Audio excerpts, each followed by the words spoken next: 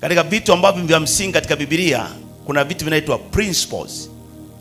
Principle ni kanuni ambayo ukitendea kazi inatoa matokeo, na zile kanuni zimebaki vile vile. Ni urahisishaji wa kupata matokeo ambayo mtu angehangaika bila kuyapata. Kwa hiyo aliyekuwa amefikiria kule mwanzo alikuwa anataka kupata kitu fulani ambayo mtu yeyote mwenye kupokea maelekezo atafanya, lakini bila kanuni ni mtu mmoja ambaye atategemewa, anayejua kufanya kile kitu. Sasa Biblia ina principle nyingi, ina kanuni nyingi. Kuna principle za uponyaji, kuna kanuni za uponyaji ili uishi katika uzima. Unaweza kuwa mgonjwa, alafu ukitumia zile kanuni unaweza kutoa ugonjwa katika mwili wako bila kuwekewa mkono.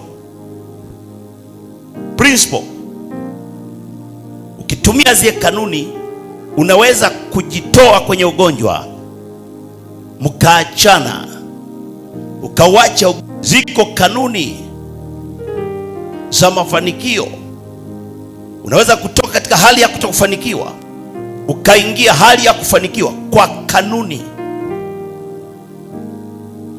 Sasa ufalme wa Mungu ndio umejaa kanuni. Wengi sasa wanafahamu neno lakini hawajui kanuni ndani ya neno. Katika lugha ya Yesu anasema kweli, truth. Truth ni principle, kwa sababu tuna neno lote kwa ujumla, scriptures, lakini ndani ya neno kuna kitu kinaitwa kweli, truth. Truth ni kitu ambacho ukisha kukichukua kinakuweka huru.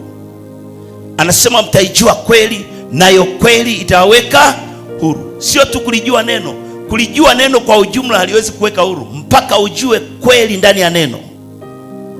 Mpaka ujue kweli ndani ya neno. Kuna mtu naongea naye, sio? Kwa hiyo ndani ya neno ziko kanuni.